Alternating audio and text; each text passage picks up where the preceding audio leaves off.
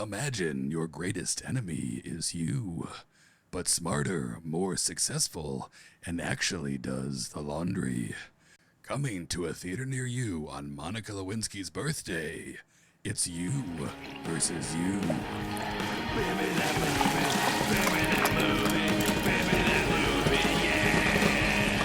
Harrison, imagine this. You sign up for a new test sort of AI chatbot. Seems innocent enough, right? Totally. Sounds great. Free assistant. What could go wrong? Today's film asks that one simple question. What if the person sabotaging your life wasn't you, but a much smarter, more efficient AI clone of you? Oh my goodness. I mean, honestly, if a smarter, more efficient me showed up, I'd probably just hand over the password of my Netflix and crawl into the shed. We're going to find out today, and also real quick, no ads, no promo codes. We're running on vibes and 3 mortgages. One for the shed. But you can subscribe for free and tell a friend. Just be warned, sharing this podcast will out you as both handsome and dangerously intelligent. It's a risk, but honestly, you deserve to be known for your taste in sophisticated nonsense. With that, get ready for a battle of modern mythical proportions. This is You versus You. 2 questions we're going to try and answer with this feature film are, can AI truly become more human than the human it's modeled after? And is it cheating if your wife hooks up with your clone? Oh boy. And now get ready for our feature film. So Act 1, You versus You, terms and conditions may apply. Harrison, set the stage here. Remind us who our hero or anti-hero is going to be. Right. So we're going to be following Jim. As Jim shared this beer with us during the Fast Five, You versus You. So here you go, Jim. As is tradition, you're going to be, for better or worse, we'll see. We're riding shotgun with you tonight. So, and I'm seeing like, he's in his 30s. He's living with his wife. Like almost all of us, he's burned out. Yeah. He's exhausted physically, mentally, existentially. He's kind of, bouncing in between self-help apps. He's trying to learn new skills and be more productive through YouTube, but all that it leads to is like 100 tabs of just different how to woodwork, how to repair a car. Learning. Right, exactly. He gets 1% into a bunch of new Jim, the car's hobbies. still broken. Exactly right. we had to sell it. It's a 45-minute video. I have to watch the whole thing. I can't do that in one day. I can't. I need to get up to pee and look up something else. Get lost on my phone. Never doing the laundry like all of us, which we're not going to fault Jim for that. Laundry is stupid. And I think like painting a bigger picture of both of them and like their life is Jim and his wife probably do what I think a lot of people we'll call them millennials or what have you do now, or every night they're so burnt out from just living a day in the life that we're all together that they only have the power to kind of doom scroll together.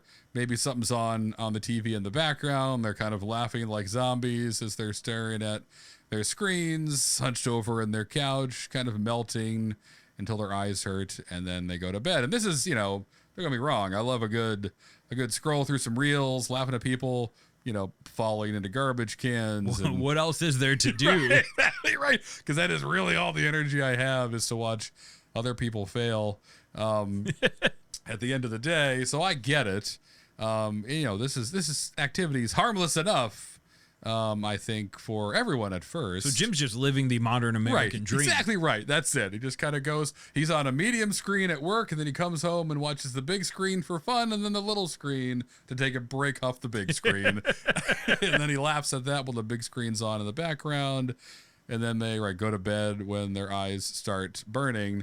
But again, this kind of mindless life they're living, I think maybe Jim and his wife start to feel that it's pulling them apart a little bit. And like you said, I feel like maybe not that part, but a lot of folks are living this life kind of from screen to screen to screen. I mean, it sounds a lot like most of our listeners, and and really me for sure. Definitely and me. You, like, that's right. My wife and I are next to each other, but we're not saying anything because I'm buried in a Reddit thread, thinking exactly that I'm gonna use this information I at some can't wait point. to better myself. When am I going to use all the skills I'm acquiring, all those YouTube videos that are half watched in my head? When can I apply them? Osmosing Right, exactly. them into, I could build a French drain later and relocate the washing machine on the roof to save energy. Just learned how to do it. I got to learn another thing now instead of doing it. I got to learn another thing. I learned how to cut a hole in the drywall, but now I got to figure out how to patch up drywall. So this project's going to be half done until next Christmas. So this is a story of any unfortunate homeowner that isn't wealthy enough to pay someone else. Yes, and it really is starting to sound like Jim needs kind of an assistant for his life. Right, exactly. Yeah, his life is kind of on cruise control. He's got a job, again, like got a job, and the job does what it needs to do. Not a lot of dreams, not a lot of ambition. Jim's bumping along. And I think maybe to put a little bit of a twist on it, perhaps he's been a little resistant to the whole AI craze. He's not like militantly against it. It's more just like he's too tired to learn how to use it well, and he knows that. I'm sure he has a couple YouTube tabs Just open figured about out YouTube. Right. I haven't watched the videos on it yet. Halfway through an AI agent video, and then he got distracted by a video of something else, how to make your own boomerang, whatever. And he's drywall patching. He's like, oh, I need to get into thank that God, too. That's right. I've got that hole in the side of our house. I need to fix this. But the AI craze is maybe passing him by a little bit. And again, he's okay with that. He's got high functioning ADHD. He's got a job that's exhausting. The world's exhausting, and whatever. If AI is something he misses out on, eventually it'll be smart enough to find him. And he may be more right than he knows. And so I think to kind of so that's what we see in the first, 5 minutes of the movie. And it can be a montage or a couple of scenes of Jim and his wife just kind of happily living together. But maybe we see over time the laughs and the smiles are quieter and turned down a little bit. And they almost become a little bit like two ships passing the night. To no one's fault. It's just kind of this like slow growing apart when, you can't do too many things at once. Looking at your phone and being an attentive person, another human. It's no tough wife to or do partner is ever going to bring you the dopamine joy that a vertical video scroll is going to bring That's you. right. What's next? What's the next thing? Yeah. What's the next? Show me someone falling through a swimming pool. Show me someone getting electrocuted in a hot tub. Show me someone pooping their pants. It's got it all in here. It's all there for you. If I like all the poop your pants videos, I see more poop your pants videos. I am my own god. I am the creator. And it's free. I just have to watch 3 commercials in between every one. Right. I just have to pretend I'm interested in some kind of gummy that does something for me for 30 seconds, and then I'm back to laughing people falling off their moped. Alpha males, are you tired of not getting paid $1 million and having sex with young women? Skip. Skip. Got that covered. See you later, alpha males. Oh, my God. So we're seeing this, and this is Jim's life. And it is what it is. And I think the inciting incident to kick this adventure that Jim's going to be thrown into off is maybe just like a by chance meeting, a meetup with one of his old college roommates. Like literally, I'm thinking like runs into him on the street. Relive the old days. Exactly. And that's exactly probably what happens. He, maybe for the first time in a while, his face hurts because he's actually smiling, seeing someone from the before times when people would go outside and, try to, let's play drunken bats where we drink and then we try to hit each other in the head with bats. My favorite game. Living life, doing meaningful things. Never do fun stuff anymore like this. Never play drinking bats with anyone. What a great game. You really can only play it once. Or a couple times if you're good, if you're quick enough. But so Jim runs into his old college roommate, and we should give him a fun name. I want him to be kind of like the party guy that, as we'll see maybe in a minute, maybe isn't partying as much anymore, but you're the name, Jockey John. Do you have anything fun floating around in there for an old college roommate? Well, if he's the fun roommate, and like some of the names that we gave our fun college friends, okay, can't be said anymore. I was gonna say most of mine I can't say either. But we'll give him. We drank in college. Yes, we did. Those who drank faster were more powerful. That's right. So, Kenny. Okay, love Kenny, that. the old college friend Kenny, who goes by Chugger or the Chug. Kenny the Chug Kenny the Chug. Smith. Perfect. The Chug. Kenny Smith showed up to college Right. with That's right. no hopes of ever getting laid Oh, or being yeah. on a sports team. No way. And then someone handed him his first cold Miller Lite. That's right. And he annihilated that thing. And from then on, right. Kenny Smith was gone. That's it was right. the It was Chug. the Chug. He put on 80 pounds his first semester just on light beer and pizza. And he had found his home and his people. And Jim was there for it all, there to see the Chug be born on many nights, upside down, gargoyle in a keg somewhere, just living, waking up in a box of pizzas on the floor next to the Chug, Jim and the Chug. So they meet, they go, and Kenny is ecstatic, but also remembers, like, the last time we saw the Chug, he was a mess of a human. He's been a mess since he basically knew him, since he became the Chug. But now, this character standing in front of him, I think he looks completely different. He's got fancy clothes, he's got a new car, he's got a good job, and Kenny's like happy to see him, but also probably equally shocked that, like, is this the Chug? Is this the guy that we ran naked down the street? Every St. Patrick's Day? So much so the cops just waited for him at the corner with a net. Jiggled for a half an hour after he was done running. So Kenny was Jim's like college drinking mentor. Yes, absolutely. I think Tommy Boy a little bit. Oh yeah, 100%. Yes, that's a good comparison. It would be Tommy Boy. And so this version of Kenny almost unrecognizable. Yeah, like he's exactly. gone from Chug Bud to Temu CEO. There we go. Handlebar, mustache waxed up, gold tooth, svelte figure. God. He looks nothing like the Chug. How does he explain this to Jim? Right. So I think they, maybe they go for a drink. Why not? Or at least Jim invites him to have a drink and figure out, like, what's going on. How did Kenny, in the back of his mind, like, what is Kenny's secret? I'm What did sitting I here, do wrong? Right, spinning my wheels. I thought I was doing okay. But then as he says that in his mind, he's like, well, who am I kidding? I've been the same job for 10 years, not really doing anything. Fourth day in this shirt. Right, exactly right. I don't even know if I'm wearing underpants or not. I keep forgetting to check. They're I'm built checking. into my Right, pants. I'm checking. That's it. I think those are the pants with the underwear built in. I bought them in between those reels. The underwear, the pants on pants. The pants. They got me with a double ad, and I had to buy them. Tired of losing your underwear? Yes. Hold on, you've got my attention. How do they know? How do they know so much about me? Are they reading my emails? Are you Do you emailing love people? dogs? Great, buy this program. Wait, what? Are you a fan of clean air? Go on. Are you worried your water might be killing you? Now I am. Now I am. Damn these ads.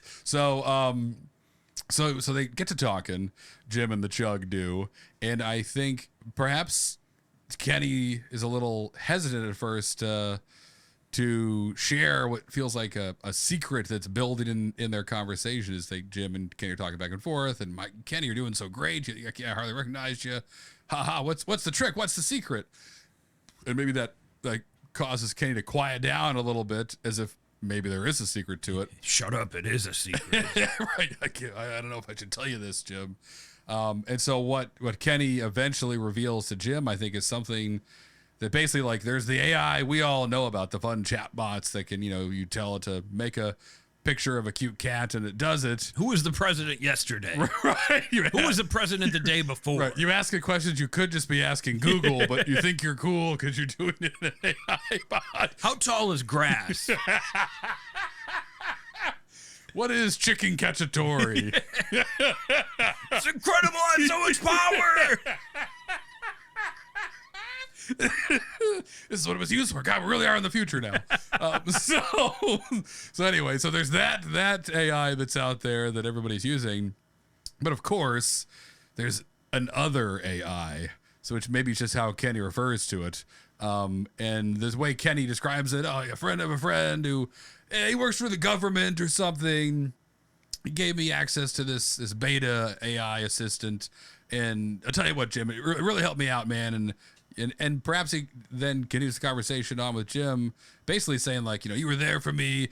Whenever I woke up in a pile of pizza boxes, you were always there next to me, covered in just as much throw up as me. We did this thing together. I'm sorry I didn't think of you sooner. You want me to set you up with it as well? And I think Jim hesitates, maybe declines.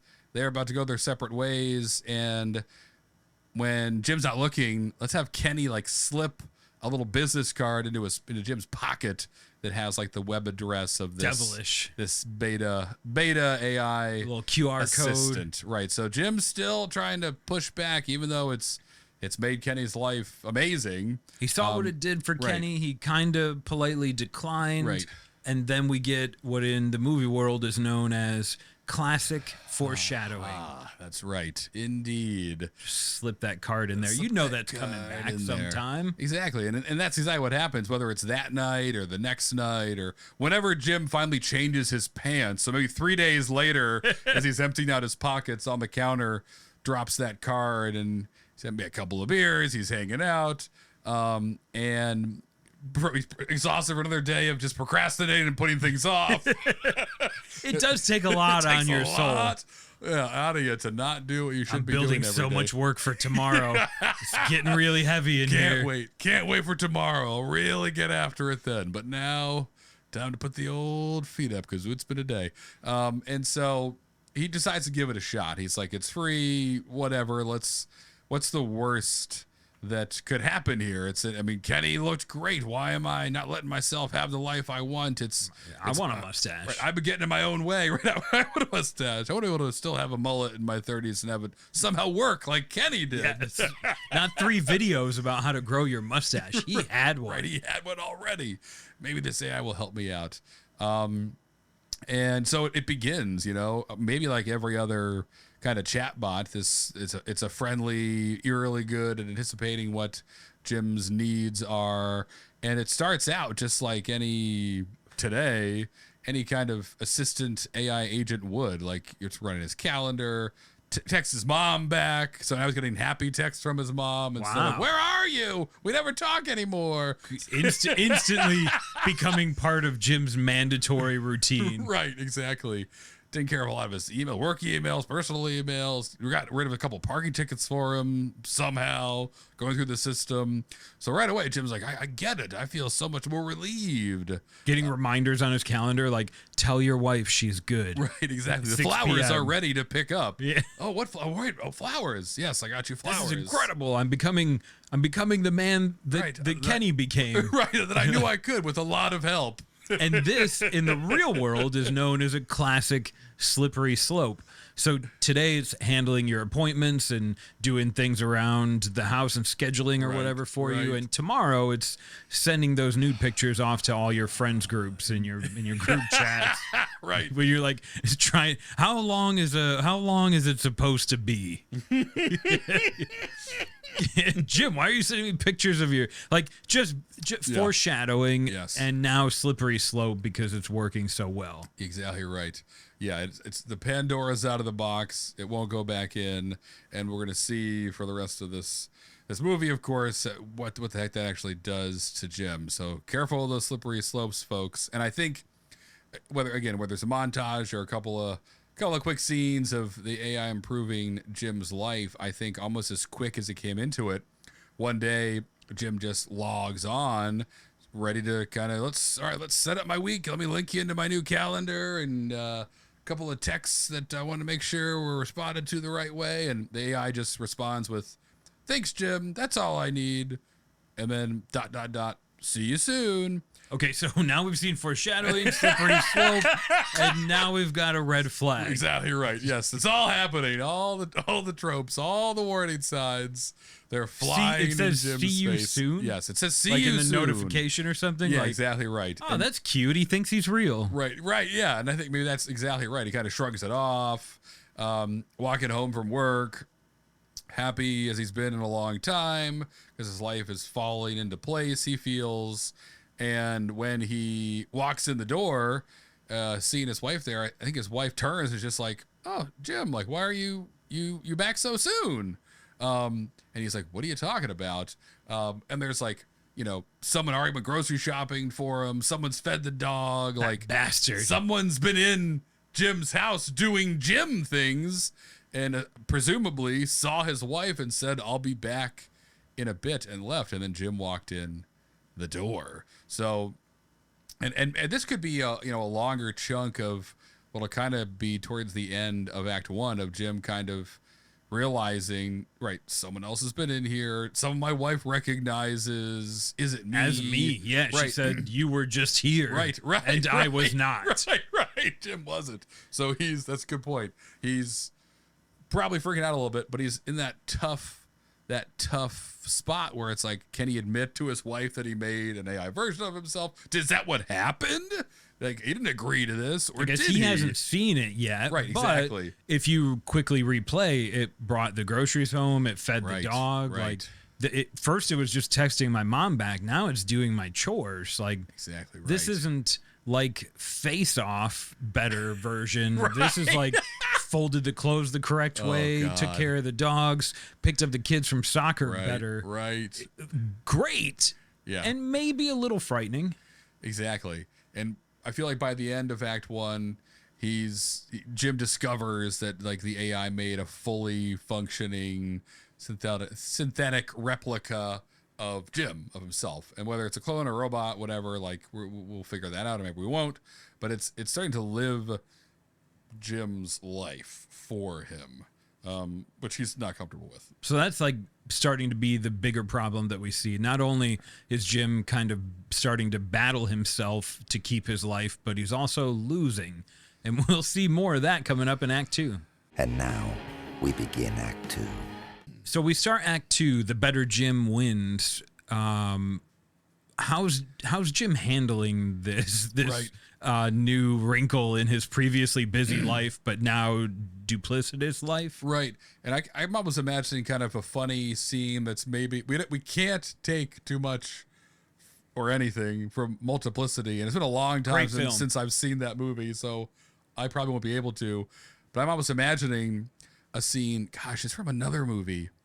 I can't remember what, but anyway, where it's like, so Jim, let's have the first scene of Act 2 be like Jim comes back to his apartment and maybe his wife isn't there, and sitting on the couch is AI Jim. So they have their first interaction, and Jim tries to, be the alpha being. I'm the real human. Listen up. I have built-in authority. Right, exactly. And I think tries to this negotiation with AI Jim, but I'm also imagining a funny scene of like AI Jim walks into the kitchen as regular Jim walks out, and his wife's sitting there like, "Can you hand me the onions?" And then Jim walks in, "Yeah, well, hey, what's going on, hon? I don't know. Where are the onions? What onions?" And he goes to get the onions. So AI Jim comes back with the onions, and then he brings back more onions. And they're like, why'd you bring me 2 onions? I didn't. I just left to get it.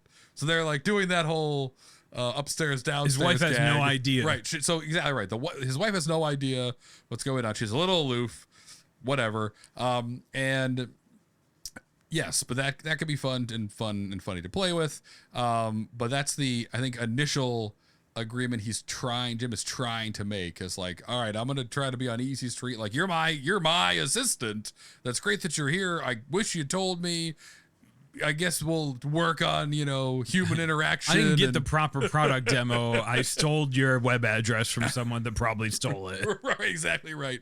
Yeah, this is not ready for prime time. This is a super advanced, top secret AI government project that is now living in Jim's house, or existing in. And so to start, he's delegating all the unfun stuff to AI Jim.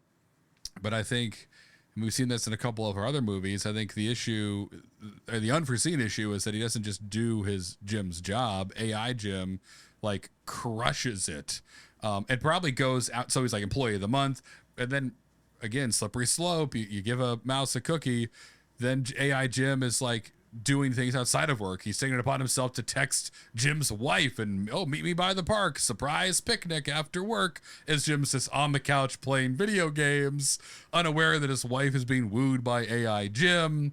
And then, when Jim's out and about, maybe at a bar alone for the first time in years, AI Jim is fixing the squeaky bathroom fan. So thinks he's hit the jackpot, but really he's completely punched out of his life, and AI Jim is doing it Jim's life better than Jim ever could. I mean, AI Jim sounds like a monster, right, to part of real life Jim, but also like it took Jim's digital workload and said, I got this. Right. I'll do your texting and stuff. Right. And then it got more powerful and was like, now I'll take care of like some of your real life workload too. Like you never take your wife on dates, so I'll just do that for you, which from the crowd, from the viewers of this movie, you start to view AI Jim as a monster. But for real life Jim, he's like, I had time to go to the bar. I don't have anything to worry about. The clothes are folded already. Right, exactly. This movie could end right now with everyone happy.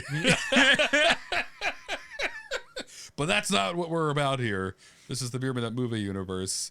Things are going to get wild, or at least ridiculous. So there's probably like a build-up between AI Jim and real Jim. Absolutely. Where it's going to be like a confrontation on like, hey, certain things, like you don't put things into my wife. Right. Anything. Can you elaborate? I don't want to give you ideas. I have all your ideas, Jim. God damn, well, just nothing. No thing. Alive or dead or Nothing at all goes in. Nothing at all. I can't feed her food. No, she's an adult. What about ideas? I don't know. Just stick to my notes. Stick to doing things. And I feel like this is AI Jim's opportunity to kind of put its foot down. Like it's running all the boring stuff of Jim's life, so that now all Jim has to do is scroll his phone, which he thought he wanted. But like now I feel like this is AI Jim's opportunity to kind of push him a little bit. Yes, the scrolling of the phone is an empty well, folks, that leads you to nowhere. And so, and I think Jim's trying to have his cake and eat it too. So he spends all day not going to work, hanging out at a bar, and then he goes to his bowling league, which is on Tuesday nights, gets there, and maybe only one of the members is there. Oh yeah, I just came to bowl for fun, Jim. Last week you said you wanted to move this to Wednesdays, so we moved to Wednesdays. And Jim's like, son of a bitch, AI Jim, screw with my bowling league. And he tries to this is what I wanted to keep. Right. He tries to open his phone to yell at AI Jim through the AI app, and his phone won't unlock. So he's like, what the heck? And it's, a face I recognized. And he's, son of a bitch, AI Jim must have done something to my phone as well. This is my face. What are you talking about? Maybe even when he does go home, and now maybe Jim is sneaking around his own house because he doesn't want to interrupt AI Jim, who's making dinner for everybody else and has agreed to put some in a bag for regular Jim. I'll put your food out on the porch. But even when he goes home, his own dog barks at Jim. Go. That's which is biblical betrayal. Now you're... AI Jim is murdered. Yeah, I was going to say, you're either a ghost or you've really messed up if your dog has turned on you. But he's got one over on you. Like, if you kill AI Jim, then you're back to the life that you couldn't manage. Oh, my gosh, that's right. So, just like that, the old flipperoo, AI Jim has the upper hand now. Just literally killing Jim with kindness, with Orwell, with everything he wants. Now Jim doesn't have the things he needs and really cares about, and so I think that a plan starts to hatch in Jim's mind, and maybe the only benefit is that he probably is, up until this point, the most relaxed he's been in probably a decade, because he hasn't played video games and drinking and doing whatever he wants for a little bit now. Basically living his college years again. Exactly right. I get why the Chug loved this. With a family that he occasionally misses. Right. He's indulging clearly more than he should in this hedonistic life. So now he's getting his hands caught in the cookie jar. But because of the little R&R he's gotten, maybe he can hatch half of a plan to bring this clone down. And I think where his mind drifts to first is, all right, well, if the AI is copying me, then maybe the only way to win is to make the clone more like me, but make me like lazy, insecure, emotionally unavailable. Like, teach this AI bad habits so that it'll just sabotage his own life, and then Jim can come in with some flowers and apologize to people he needs to, but get his life back and just shoo this AI away. This is his plan. So he's gonna try and retrain the AI to be his former self, a very lofty Yes. and sort of disgusting goal, but also kind of noble. Like Jim is going to take it on himself to try and get his family back by ruining the best version of him that's existed for them.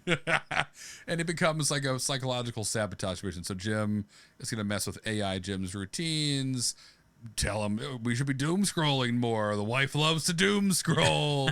He'll just smash more holes and more drywall around the house. She loves those drywall. Take all the spackle and leave it open so it goes dry.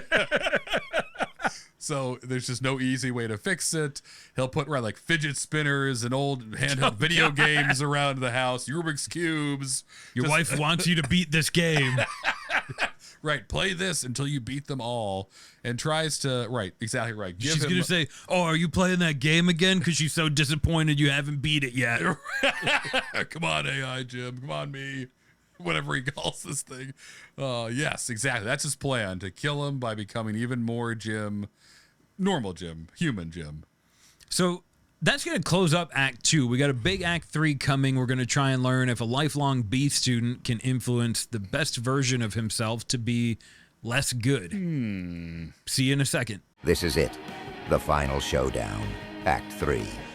So for Act 3, you're me, but worse now.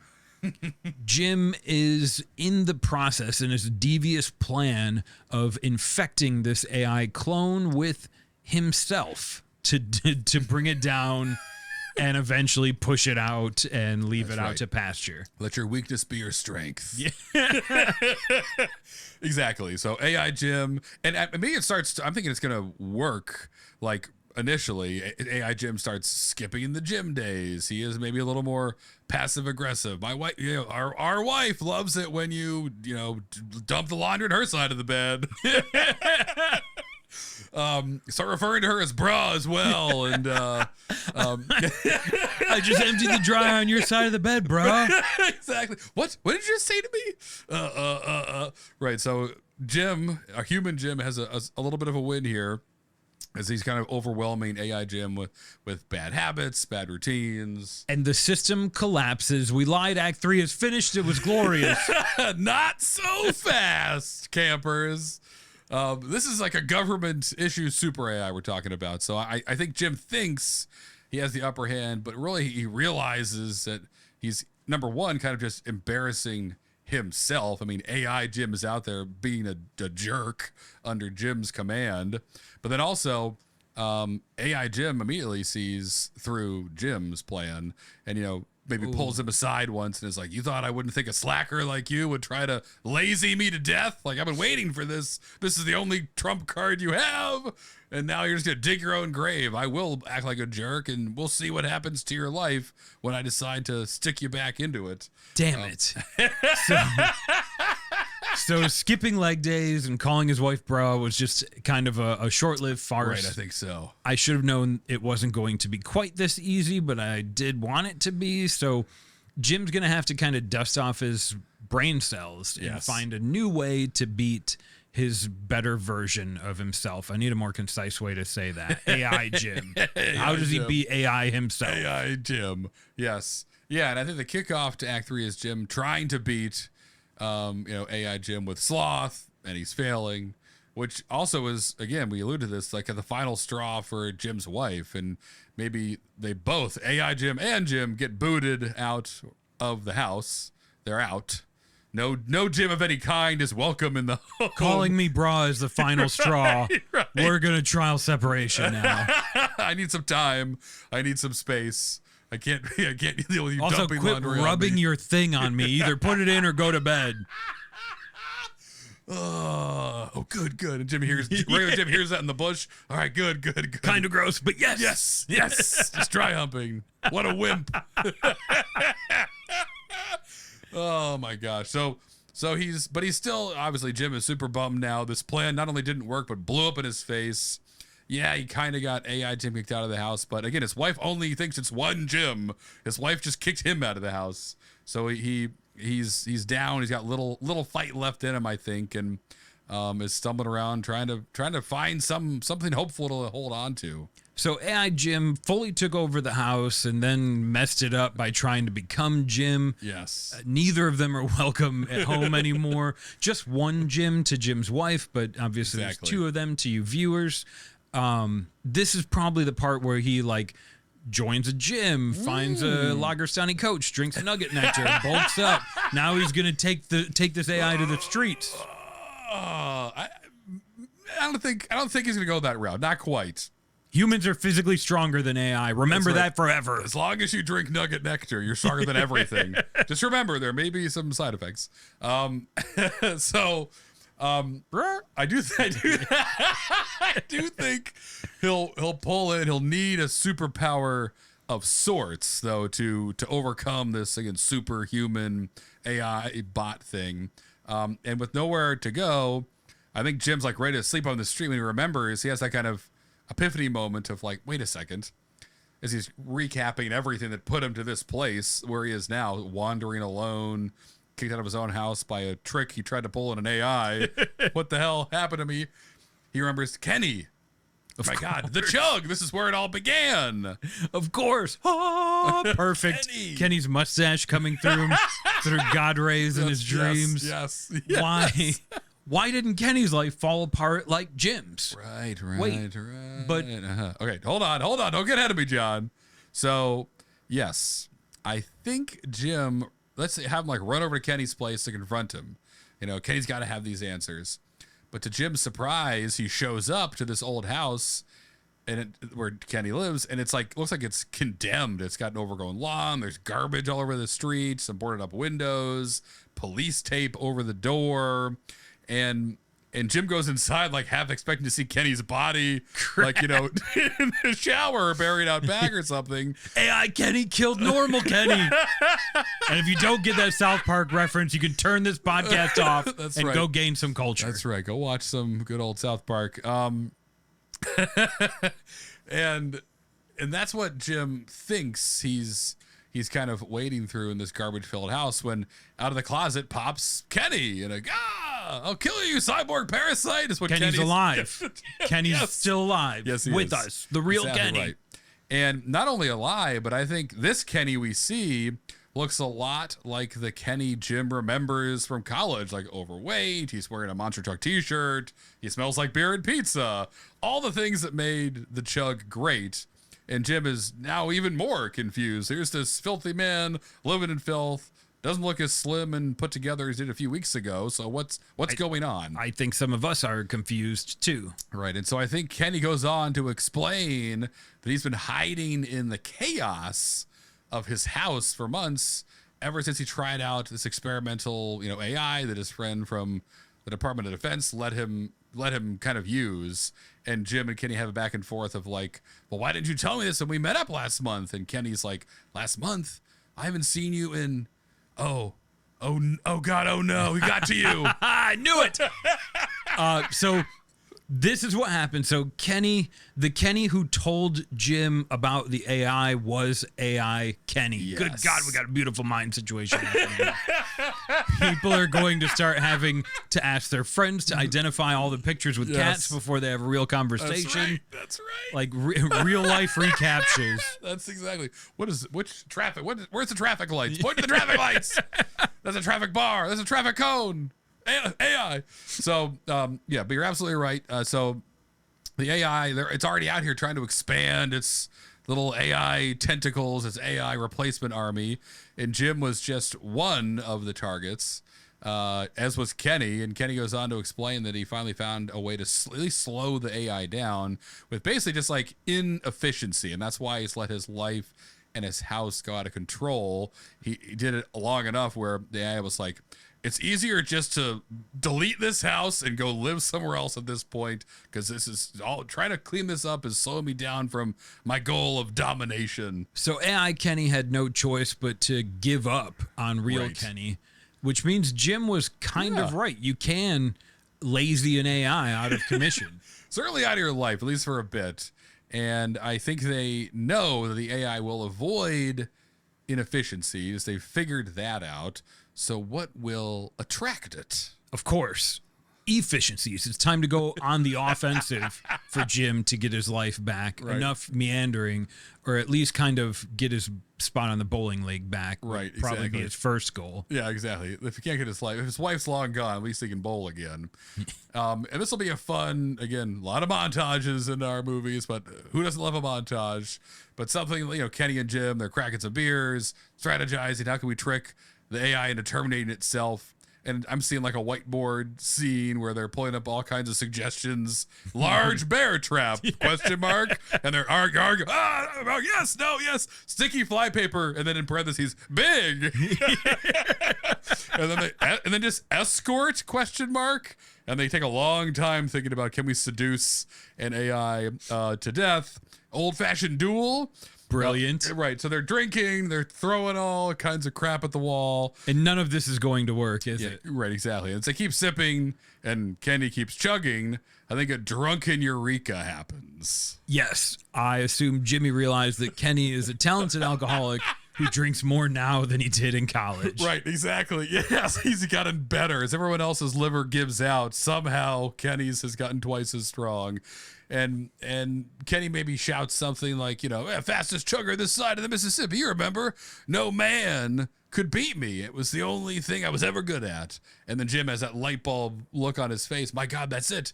No man could ever beat you. Sweet Lord. They're going to drink the AI to death? Would that really, I guess if I spilled a beer on my laptop, that would put it out of commission. That's right. I've been there, John. Also peed on a lot of them, but that was a long time ago when they looked more like toilets. Harrison was someone's the Chug.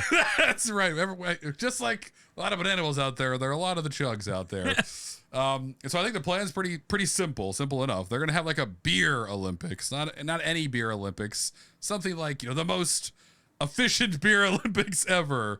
Not that it'll be fast, but it'll be, you can win the event. You have to do that, but you also have to drink the most beer to be the champion. And so they start promoting this, posting it on Facebook and physical flyers and Instagram, whatever. They're spending some money to get this out in front of people for at least 20 miles or so, knowing they'll attract some awesome humans, but also hoping they'll attract their AI to come back to unable to not accept this challenge of something's efficient. I can be the best at something. I can figure this puzzle out that is the most efficient beer Olympics ever. Yeah, like the winner will be granted the authority and title of most efficient human in our small town. Exactly right. And all the prestige that comes with it. And they'll be given a position of professorship over whatever. Like, yes, I like that. It's built in a way that would attract 100%. More AI humans than real humans. 100%. Yep. And the day of drinking efficiency, then the Olympics of drinking efficiency begin. Yes. What does this look like in the movie? I want to see this. I know, right? And I love that you called that out. That like really all you have to say is the winner of this will get like the key to the city and be king for a day. Because as cool as AIs are, you can just tell them like, I won employee of the month, and they'll be like, congratulations.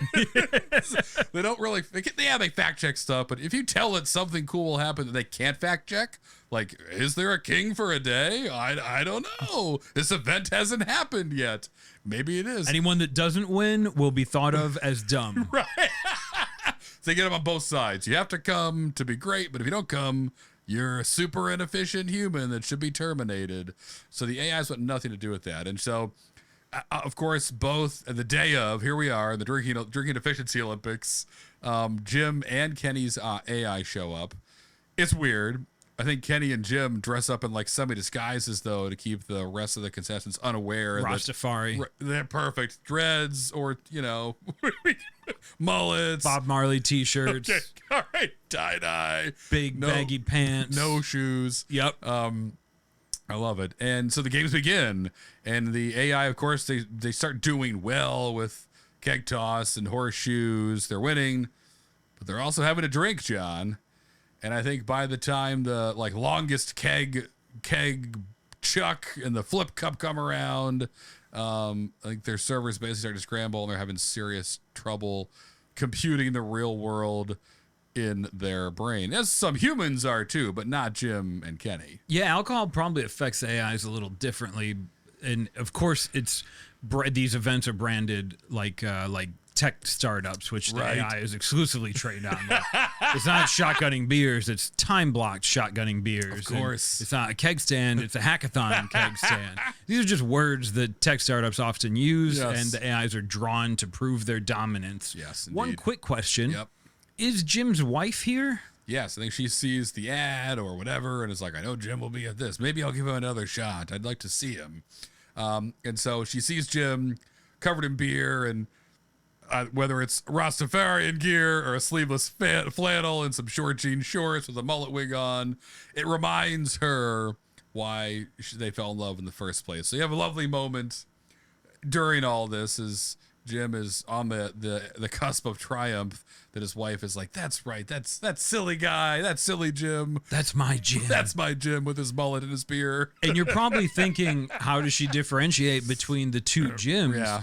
But at this point, by the time his wife found parking, she shows up and the AIs are just kind of collapsed in a heap on the field. Yeah. They're inefficiently able to metabolize alcohol because they don't have livers.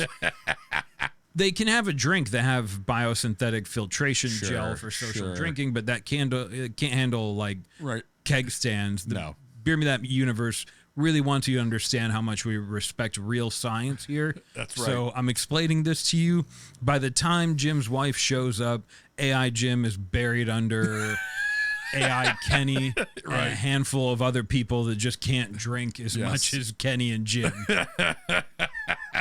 And I think as an added bonus to this plan they hatched while drunk in a garage, the AIs aren't able to kind of re-upload themselves to the cloud. They're too consumed with trying to win and be the best. They didn't realize with each beer chug, they were basically just marching to their own doom, and then they became overwhelmed with frothy amazingness and couldn't escape themselves to servers where they came from. Sure, they're backups and blah, blah, blah. We're not talking about cloud servers right now. But the point is, for this story, the AI die in this field, consumed by booze and their own quest for perfection, which, of course, is the death of anyone who tries to go down that path too far. True, as we learned with Jim in his YouTube videos, and not actually starting any projects until he was perfect at them. Yeah. As a final shot, I see Jim and Jim's wife is her name in the credits, and Kenny all throw their phones into a cup of beer, spend the rest of the day drinking, talking kind of like how their lives sort of fell apart, but this is a lot of fun. Jim's wife says, like, I'm hungry. Maybe we should get one of those AI pizza robots to deliver us a pizza. Jim and Kenny panic for a moment, and she's like, nah, screw robots, right? They don't even exist. Let's just go take a walk and grab one. Exactly right. And they return to the simpler days of walking to get your food instead of having a human or a robot bring it to you 5 feet from your couch. So real quick, epilogue recap, some loose ends here. I got 3 questions for you, Harrison. Does Jim learn anything in this? What's the moral of this story outside of drink more beer? Yes. Delete your data, first of all. Don't beta test any AIs.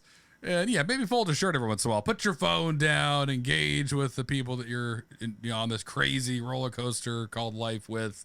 Because you may look up and they may be gone if you don't. Or an AI may be in your place and you'll be eating, what is it? Funfetti. What do they call it? Funnel cake alone. Funfetti funnel cake. Funnel cake. On your I'll front see porch. You there, right? I did leave my wife for this. If that sounds good to you, I understand. Second question, what happens to AI Jim's body? Ooh, let's have him be sold to a rich divorcee on Craigslist who wanted a sexy live-in handyman.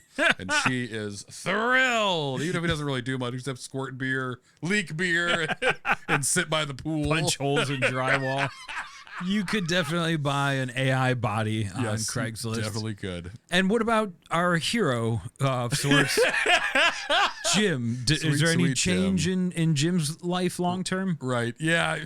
I don't think he's going to ever climb the mountain that is laundry, but maybe he thinks about it more. Or maybe they both agree to just take the laundry, not fold it, but throw it in a couple of drawers to get it off the bed. And they just live with wrinkly clothes forever, but they're happier and they're together. Love it.